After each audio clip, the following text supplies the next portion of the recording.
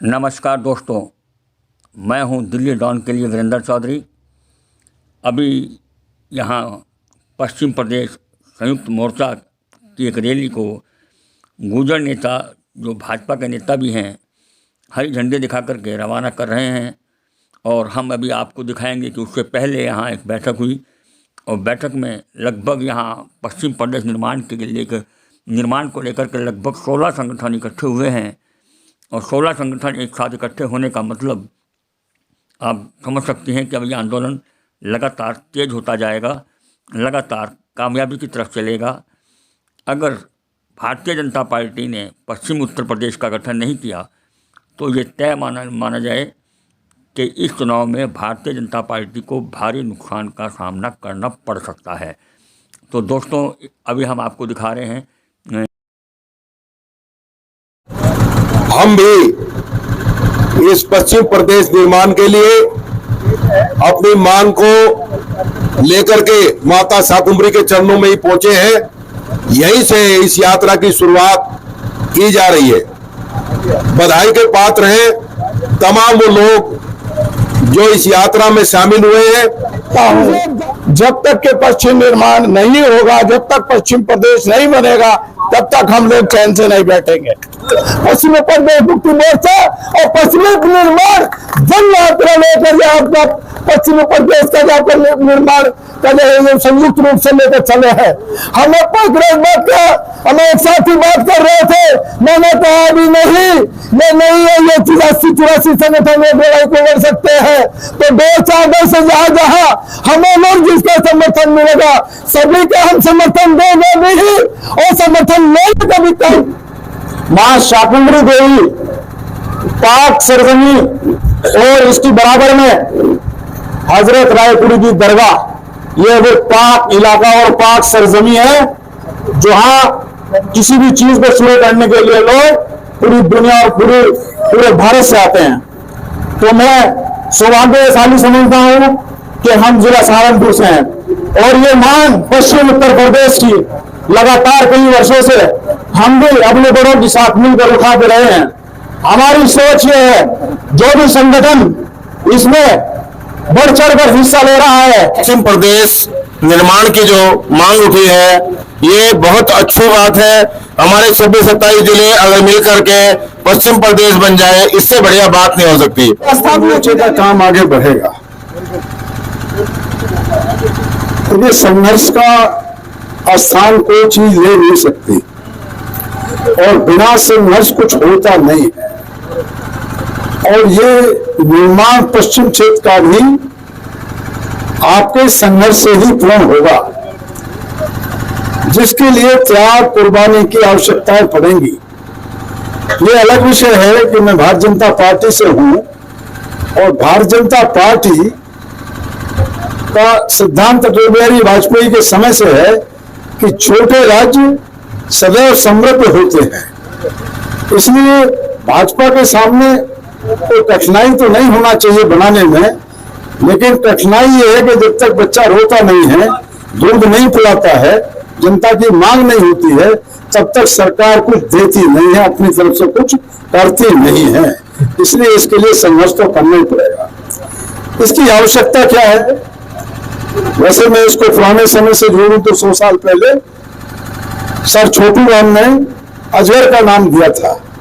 भारत की सभी जातियां महत्वपूर्ण हैं, लेकिन अजगर का स्थान सर्वोच्च है, क्योंकि जवान और किसान एक भारत की रक्षा करता है और एक पालन पोषण करता है।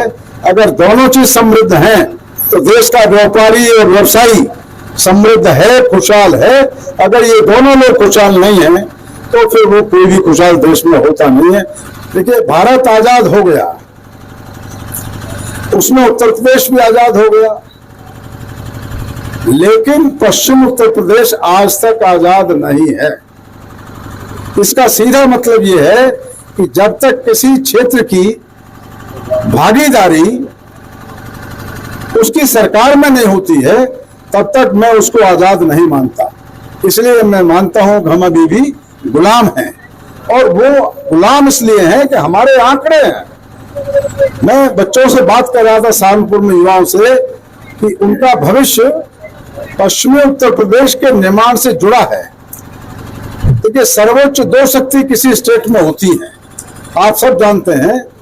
एक तो हमारा शासन है, जहां से निर्णय आते हैं, नीतियां बनती हैं, और किसान हो, जवान हो, गांव हो, शहर हो, शिक्षा हो, आर्थिक व्यापार हो, कंपनी हो, कुछ भी हो, वो सचिवालय से आईएएस अफसर जो बैठता है वो सचिवालय का जो केंद्र है लखनऊ में, वहां से आता है। एक सर्वोच्च शक्ति का केंद्र वो है।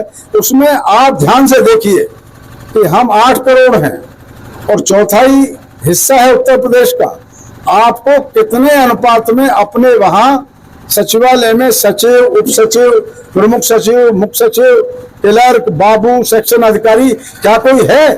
माने अपना जब कोई आदमी नहीं है तो हम अपनी बात को लेकर न जा सकते हैं और न उनसे बात कर सकते हैं। हमारी कोई हिस्सेदारी उत्तर प्रदेश के शासन में आज की तारीख में मित्रों नहीं है, इसको समझ लीजिए। दूसरी शक्ति है, वो शक्ति केंद्र करती है कि जब प्रशासन से, शासन से व्यक्ति पीड़ित होता है तो वो जाता है फिर कोर्ट, और कोर्ट में एक है हाई कोर्ट, और हाई कोर्ट भी हमसे 700 किलोमीटर दूर है। सवाल अकेले दूरी का नहीं है, क्योंकि तो सुप्रीम कोर्ट भी केरल से 3500 किलोमीटर है। लेकिन सवाल इस बात का है कि हाई कोर्ट में हमारी कोई भागीदारी नहीं है। वहां 12,000 अधिवक्ता हैं हाई कोर्ट में। अब 12,000 में आप 12 के नाम नहीं बता सकते जो पश्चिम उत्तर प्रदेश से वहां वकालत करते हैं। जब वो वकालत नहीं करेंगे तो सीनियर एडवोकेट नहीं बनेंगे, सीनियर एडवोकेट नहीं बनेंगे तो जज नियुक्त नहीं होंगे। इसका मतलब ये हुआ कि वकील ना होना, भागीदारी ना करना। हम हाई कोर्ट के जजों में नगण्य हैं। मुश्किल से कोई बच्चे एक दो हमारे सुप्रीम कोर्ट जा बैठे हैं, वो चले गए हैं प्रदेश हाई कोर्ट में, वरना हम वहां भी जीरो हैं। तो जहां से फैसले आते हैं वहां हम जीरो हैं, वहां हम अपमानित हैं, हमारी कोई भागीदारी नहीं है। इसलिए मैं कहता हूं हम सेकंड सिटीजन हैं पश्चिमी उत्तर प्रदेश के लोग। और ये 8-10 करोड़ जो लोग हैं, इनको इनकी भागीदारी के लिए ये पश्चिम क्षेत्र निर्माण मोर्चे का गठन किया गया है। इसमें बहुत ही लोयल नेतृत्व है, बहुत ईमानदार लोगों के साथ हम काम कर रहे हैं। मैं अपना सामाजिक संस्था के हिसाब से अखिल भारतीय गुर्जर महासभा का एक्टिव प्रेसिडेंट हूं मैं इंडिया का। जो ग्रेटर नोएडा में आप परी चौक जाएंगे, वहां एक गुर्जर संस्कृति शोध संस्थान है, उसका मैं फाउंडर चेयरमैन। और कम्युनिटी के और सामाजिक और राजनीतिक इन क्षेत्रों में एक गहन जीवन का 60-65-70 साल का मेरा आप लोगों के बीच में काम करने का पूरा मनोदयन है।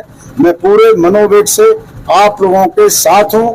जो मेरे पास धन है, शरीर है, दिमाग है, वो सब मोर्चे में लगाऊंगा और उसमें समर्पित काम करूंगा। आप सबके चरणों में नमन। सबको बहुत मुझे ये देखकर हो रही है कि हम लोग 14-15 संगठन आज एक प्लेटफॉर्म पर खड़े हुए, तो ये सबसे बड़ी खुशी है। और ये समझो ये कामयाबी की पहली सीढ़ी है कि अगर आप लोग सारे किसान जुड़कर पश्चिमी प्रदेश का निर्माण करा देंगे तो हम वो मशवरे देंगे उन्हें कि किसानों को भटकने की जरूरत नहीं है।